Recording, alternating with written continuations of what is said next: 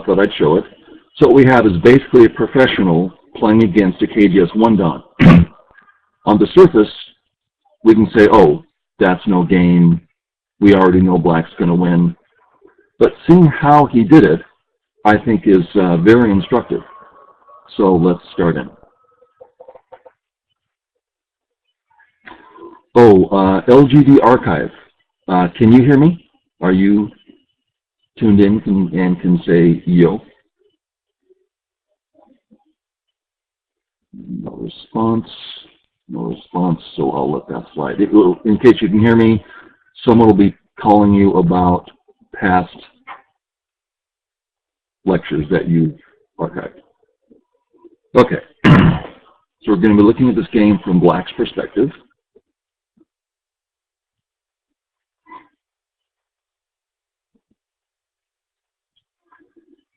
Some of you may not understand this L3 move. Let me show you.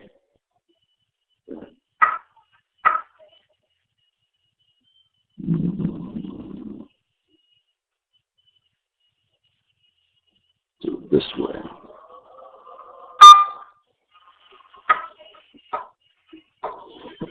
Black's job now, he's going to have his group run out. But it's a running group, not a settling group. So he's going to use the principal profit before running. So just before he runs, he's going to take some profit, white splits, and black runs out. So that's the pattern, but we see him play here first. So it puts him ahead of the game.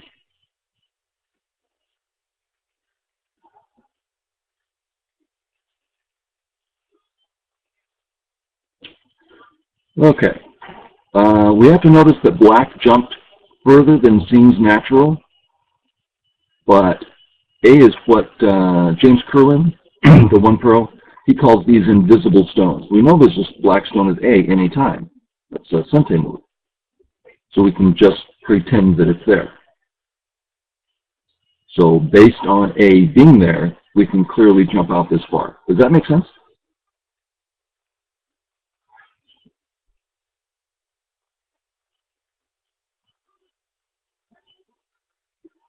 Okay, good. A couple of people get it.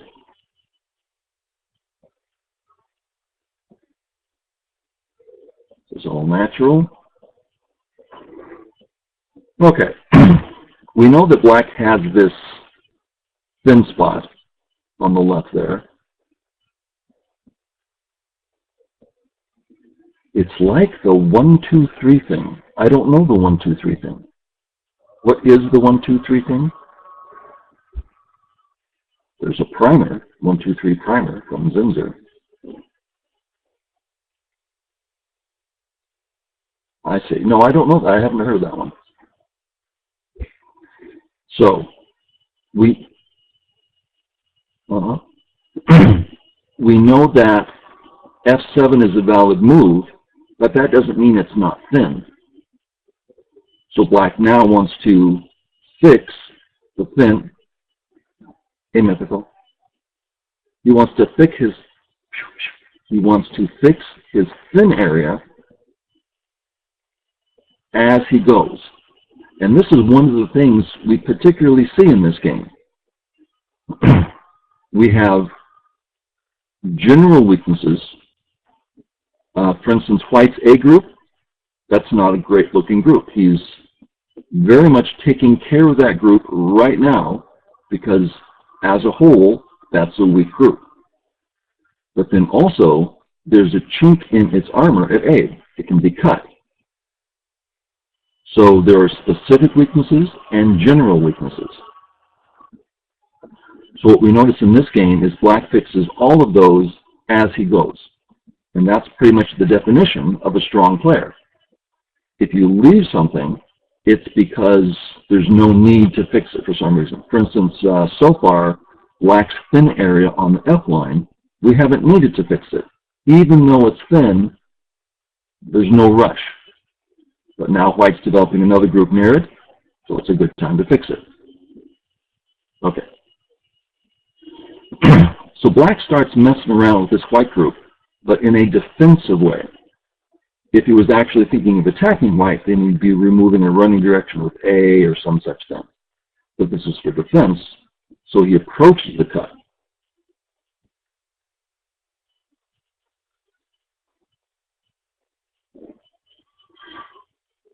Now it's time for white's specific weakness, like pizza. So now that black group has become downright thick. Yes, Colossus. And hello, Colossus.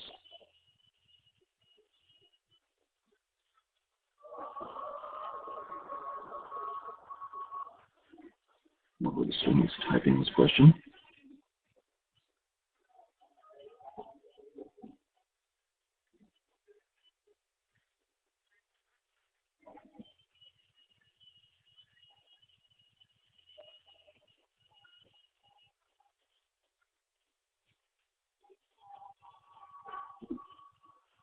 Still typing the second part of his question.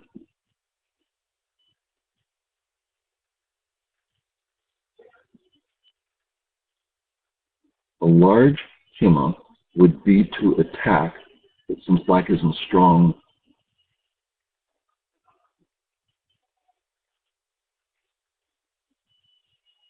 I think you stated something obvious.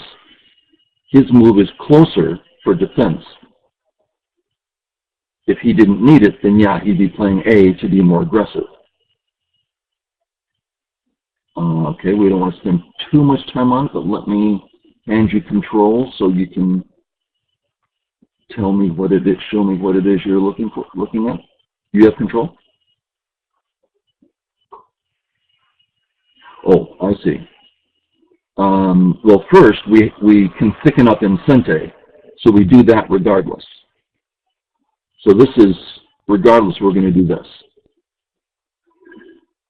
Now, we can consider something else, but black just got weak on the bottom, so he doesn't have time. Sure, black would love to go this way and bother white, but too easy for white to cut and cause too many problems. So, black fixes. So all the black groups have become, in general, healthy and specifically healthy. Now, there's still some specifics that aren't healthy. For instance, this is Sente, because of one of those specific weaknesses. But for this stage of the game, this is really an unimportant thing.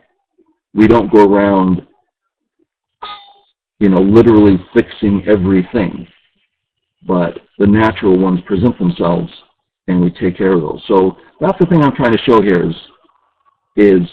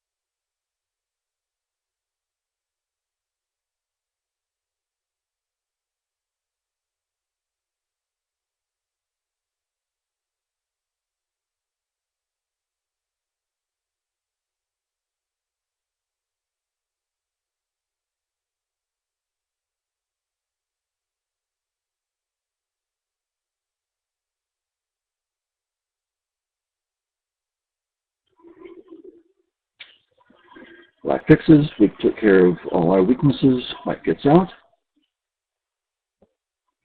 Notice how this white move puts our A group behind enemy lines. The thing I wanted to show is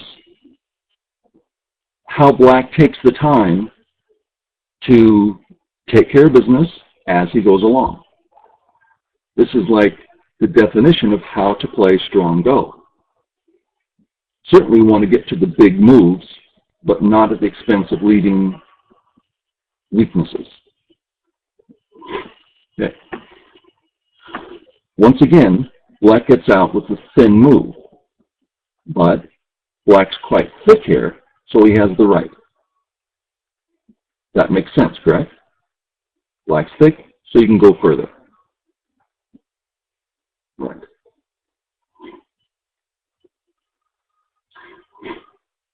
Cheetah just said yes. I met Cheetah in person at the Congress. Absolutely delightful person.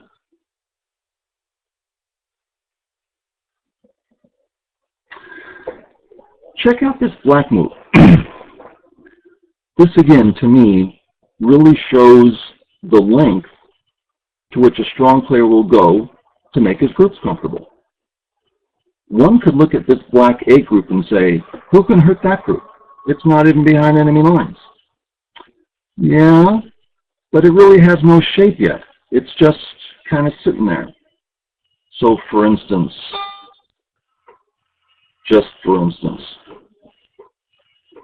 it's just a stick. Now that's just a silly little example, but it really has no shape yet. So black continues to get this group healthy. Clearly white is weak, no eyes at all. But black, instead of actually removing a running direction, plays in a manner to defend himself rather than attack. I just thought that this is very telling as what's on his mind.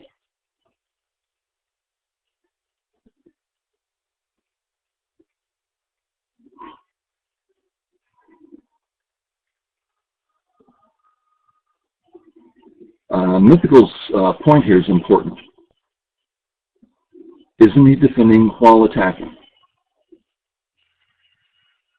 This is defending while attacking. That is to say, black is attacking, and as a secondary issue, defending.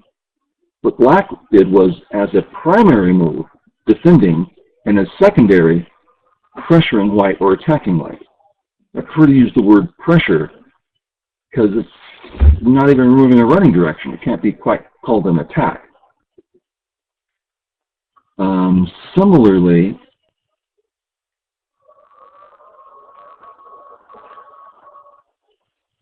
let's see, we're on move 27.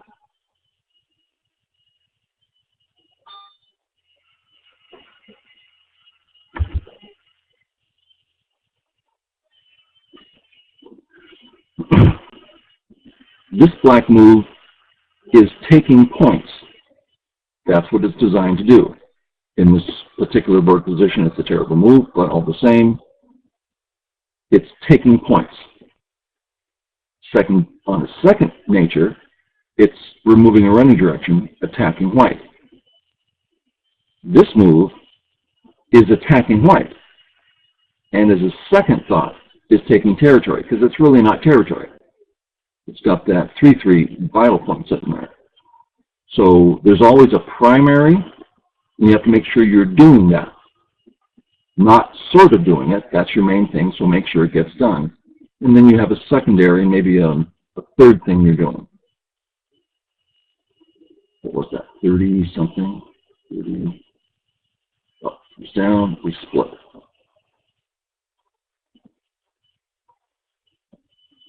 I would be really tempted here as black to play a big move, encouraging white to connect under, and then, oh, I've gotten 2 moves on the outside, that sort of thing.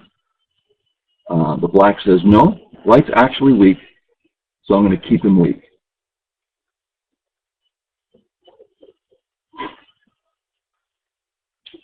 White fixes the cuts, black comes out. Notice A would be bigger, but weaker, because A would be cuttable, even though it takes 2 moves in a row, while Black's move is literally uncuttable.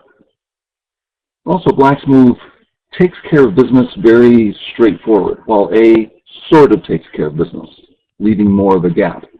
So A is cleaner. I actually thought all of these were such good examples. 42. White played away from Black's A group. Now this is, perhaps some people think this is a subtle point, but B is pointed away, not towards. Let's just put it here for a minute. Now White's playing towards the Black group. See the difference? So if he's playing away from you, there's less of a feeling of wanting to defend. Does that make sense? The towards and not towards? It might be incredibly obvious, I don't know. This is very much how we decide, should we defend or not. I mean, generally speaking. Okay. Seeing as how, so we don't need to defend at the A, there's nothing critical, and didn't play towards us. But now we have that thin area on line 4 for Black.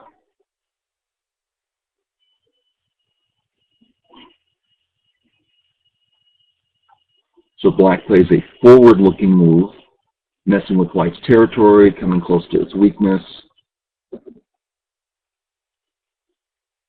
Notice Black has thin next to thin, so he thickens it up.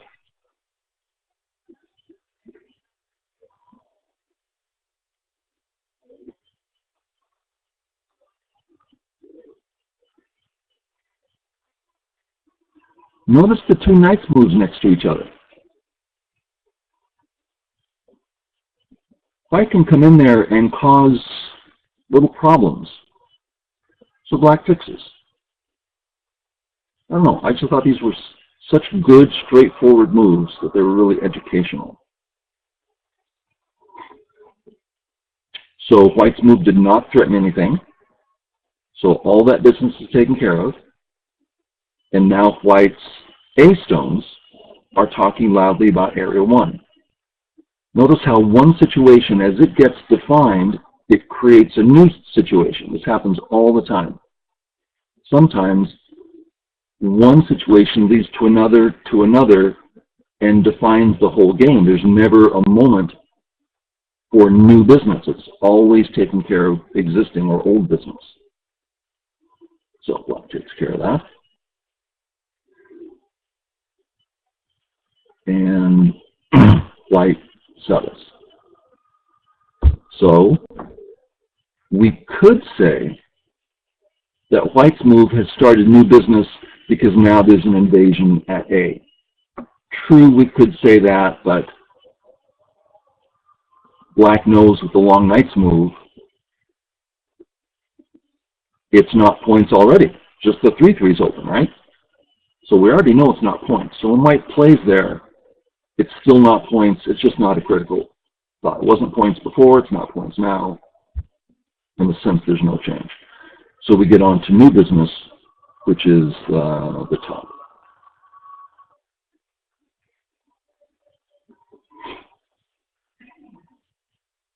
No reason to come out. So corner first. A nice group with good points.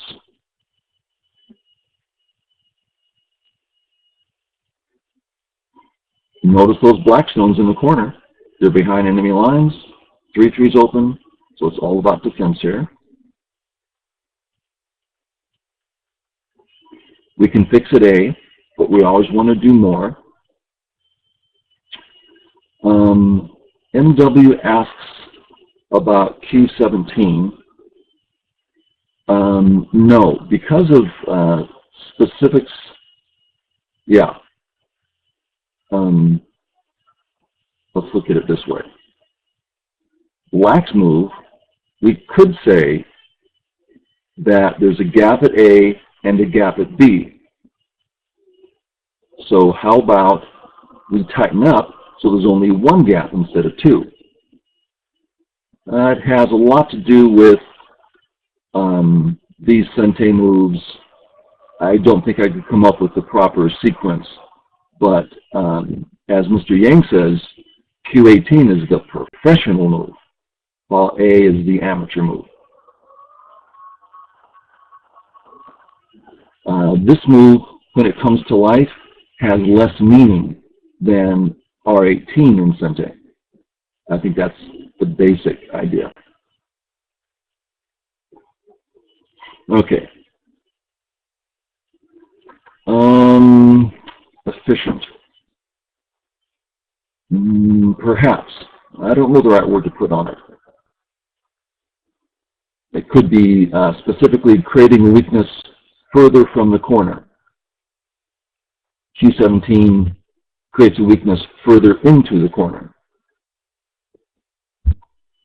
Subtle differences. Okay, of course we want to defend at A, but we do all we can before that. Also undercuts white, and then fix. There's no cut at A. You can read that out yourself on your own time. So like peeps instead of cuts. Notice the A group, that B used to be part of the A group. It really is no longer. A is taking care of itself towards the center. B can be treated lightly. These little changes happen all the time, and it's easy to not notice them, and all of a sudden you're trying to save the B stone. It's so important. That's not important at all.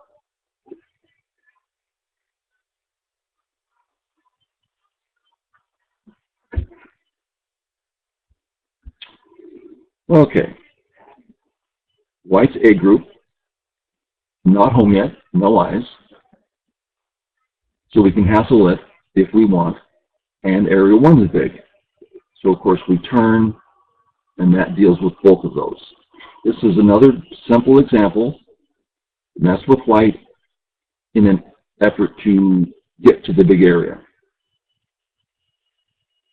I mean, the Q players are always wondering, how do those Dawn players do it? I wish I could be a Dawn player. I think everything we've looked at is pretty simple if you look at Go simply. Dawn players are always amazed at how complex Q player games are. Why do those Q players play such complex moves? Professionals, Jujo says, us amateurs, us professionals find amateur games much more exciting. They're so complex. Our games are much simpler. So the stronger you get means the simpler it is. It's more about knowing what you want, granted. But here, I mean, every example has been apparent, as far as I can tell, very simple.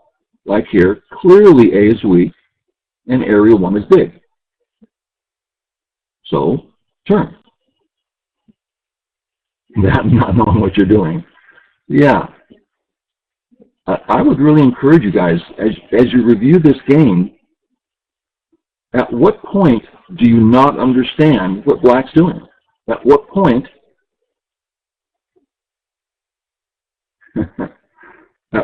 could you not mimic the moves? I found after decades of teaching that it's just a matter of not asking the simple questions. I don't allow any of my students to use strategy. Strategy just confuses the issue. Say just what's going on right now. What's the most obvious thing you can see, and deal with the most obvious.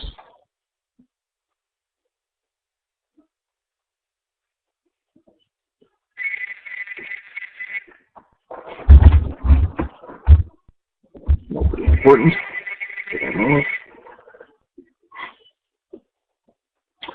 Okay, here. We must notice that white A is sente, pretty big. I mean, black A is huge, right? You come under in sente, that's real big. But if I can play B and cut, and that whole top area becomes cash. If that's the end of it, I'm going to go with A. If that's not the end of it, the C stones are weak, so we go with B. That's the deciding factor. Those two white stones are clearly showing weakness. Now, if you can think those thoughts, I mean, we know A's big, and we know B's big. A's bigger unless there's another thing. C stones are weak. I mean, those are pretty simple thoughts. Two players are like, well, if I do this and he does that, and here's what I want, and they just do all this extra thinking.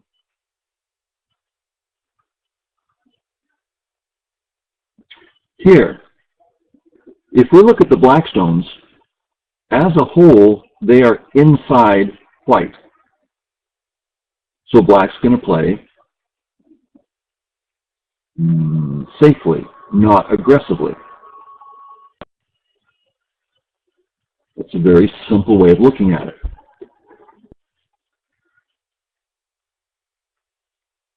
Now, if we look at the same situation, black's B stones far outclass the A stone. The A stone. So black has the right to be aggressive. Again, I thought that was just a perfect little example of how things switch and how we can just look simply at things.